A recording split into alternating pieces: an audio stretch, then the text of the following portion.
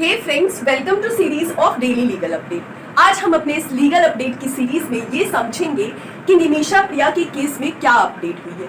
Yemen में फांसी की सजा का सामना कर रही भारतीय नर्स के ऊपर आरोप है कि उन्होंने अपने बिजनेस पार्टनर अब्दो मेहदी की हत्या कर दी है।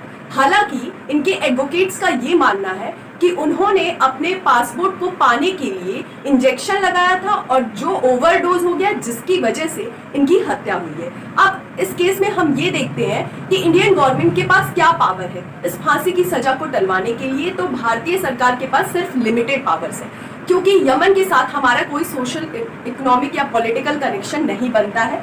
इसमें भारतीय गवर्नमेंट ने ग्रैंड मुफ्ती ऑफ इंडिया का सहयोग लिया और इस फांसी की सजा को फिलहाल के लिए टलवा दिया गया है और सुप्रीम कोर्ट में अपनी बात रखी कि भारतीय गवर्नमेंट हर पूरी संभव कोशिश कर रहा है, बातचीत कर रहा है, नेगोशिएशन कर रहा है कि इनकी फांसी रोकी जा सके।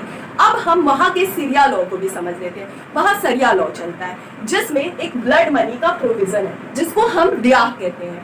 मतलब कि अगर विक्टिम की फैमिली को आप इकोनॉमिक कंपनसेशन दे दिया जाता है एक्यूज की फैमिली के द्वारा, तो वो क्षमा कर सकते हैं।